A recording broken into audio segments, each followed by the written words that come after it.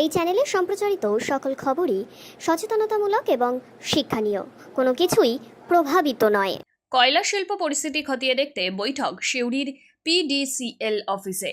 বীরভূমের মোহাম্মদ বাজার দেউচা পাঁচমারি কয়লা শিল্প পরিস্থিতি নিয়ে বৈঠক করলেন রাজ্যের পিটিসিএল বোর্ডের চেয়ারম্যান পি.বি. সেলিম। এদিন এই বৈঠকে উপস্থিত ছিলেন বীরভূম জেলার জেলাশাসক বিধান রায়। এছাড়াও উপস্থিত ছিলেন পুলিশ সুপার আমনদীপ। এছাড়াও উপস্থিত ছিলেন বীরভূম জেলা তৃণমূল কংগ্রেসের সভাপতি তথা এসডি এর চেয়ারম্যান অনুব্রত মণ্ডল। এছাড়াও উপস্থিত ছিলেন রাজ্যসভা সাংসদ সামিরুল ইসলাম।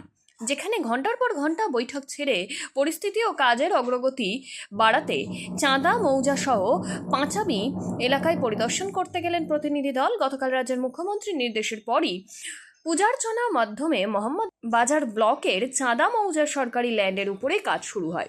এদিন পুজোর মাধ্যমে জেসিপি এনে মাঠে উত্তোলন করে জেলা শাসক সহ প্রশাসনিক আধিকারিক এবং গ্রামের মানুষের উপস্থিতিতে তা উদ্বোধন হয়।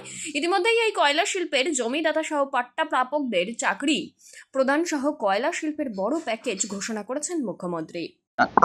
কাজ কন্টিনিউ হবে, ঠিক আছে? আজকে স্যার মূলত কি বিষয়গুলি খতিয়ে দেখা হবে? চলুন না